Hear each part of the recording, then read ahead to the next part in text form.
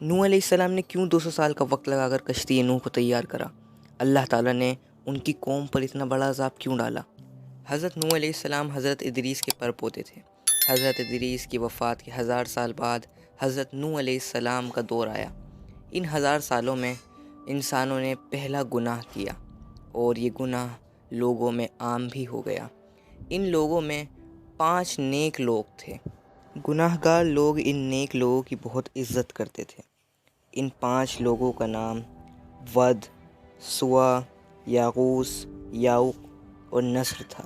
ان نیک لوگوں کا جب انتقال ہوا تو شیطان ان گنہگار لوگوں کے پاس آ کر بولا کہ تم ان 5 نیک لوگوں کی مورتیاں بناؤ، ان کو یاد رکھنے کے لیے اور ان کی عزت کرنے کے لیے۔ لوگوں نے اس کی بات مان لی کیونکہ وہ ان لوگوں کی عزت کرتے تھے اور انہوں نے ان کی مورتیاں بنا دیں۔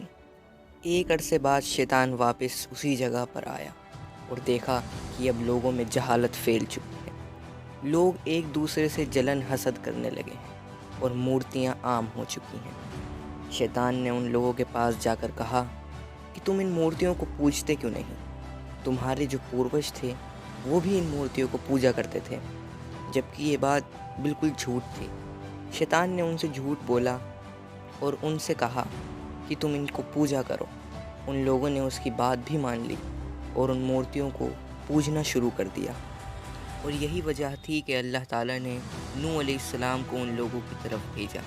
نوح علیہ السلام آئے اور لوگوں سے کہا کہ اللہ کا حکم ہے کہ بت پرستش چھوڑ کر اسلام کی طرف واپس آ جاؤ، ورنہ تمہیں سخت اذیت سے خبردار کیا جائے۔ پر کوئی بھی ان کی بات نہیں مانا اور ان کی طرف پتھر پھینکنے شروع کر دیے۔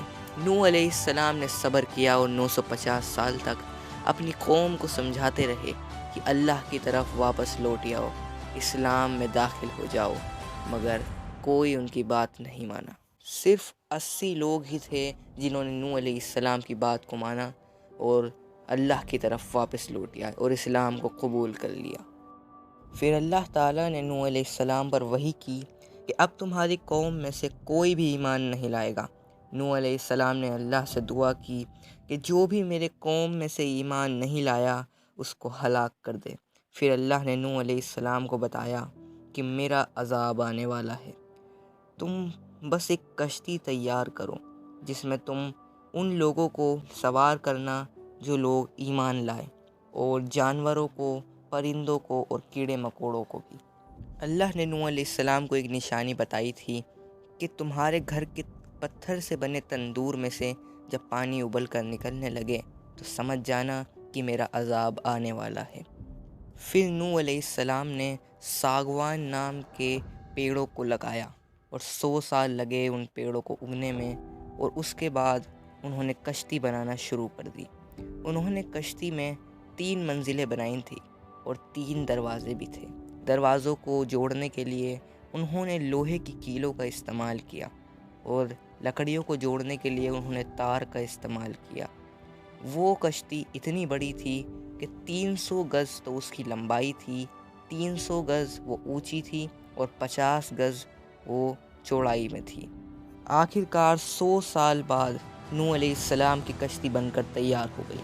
کشتی میں 3 منزلیں تھیں۔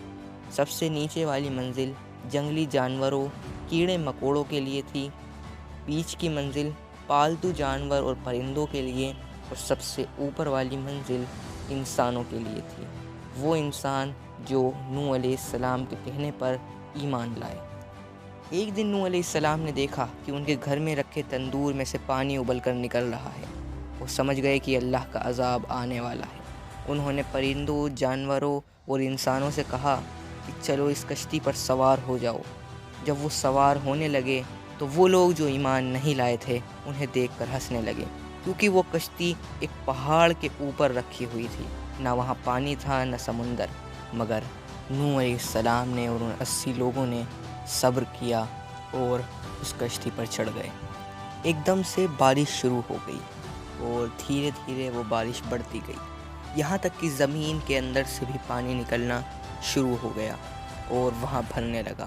ان کافروں نے سوچا کہ یہ چھوٹا موٹا طوفان ہے، ابھی ختم ہو جائے گا، نوح علیہ السلام نے کشتی میں چڑھنے کے بعد ان لوگوں سے کہا کہ جو اس کشتی میں آئے گا وہ اللہ کی امان میں رہے گا۔ ان لوگوں نے پھر بھی نوح علیہ السلام کی بات نہیں مانی اور کہا کہ سب پہاڑ کی طرف چلو، یہ پانی پہاڑ تک تو نہیں پہنچ پائے گا۔ اگر وہ نہیں جانتے تھے کہ یہ کوئی طوفان نہیں بلکہ اللہ کا عذاب ہے۔ دھیرے دھیرے بارش تیز ہوتی گئی، طوفان بڑھتا گیا اور پانی نے پہاڑ کی چوٹیوں تک کو ڈبو دیا۔ پھر کشتی نوح کا سفر شروع ہوا اور عراق کی پہاڑی جودی پر جا کر ختم کیا۔ یہ دن 10 محرم کا دن تھا، یعنی عاشوراء کا دن۔ اس دن اللہ کا شکر کرنے کے لیے جتنے بھی لوگ اس کشتی میں سوار تھے سب نے روزہ رکھا اور اللہ کا شکر ادا کیا۔ تو یہ تھی کشتی نوح کی کہانی۔ کیوں کشتی نوح کو بنایا گیا اور کیوں اللہ تعالیٰ نے نوح علیہ السلام کی قوم پر عذاب ڈالا۔ اگر آپ کو اس ویڈیو سے اتنی سی بھی انفارمیشن ملی ہو تو ویڈیو کو لائک کر دیجئے، اور اگلی کہانی کون سے نبی کی آپ کو جاننی ہے وہ کمنٹ سیکشن میں بتائیے، انشاءاللہ اس پر بھی ویڈیو بن جائے گی۔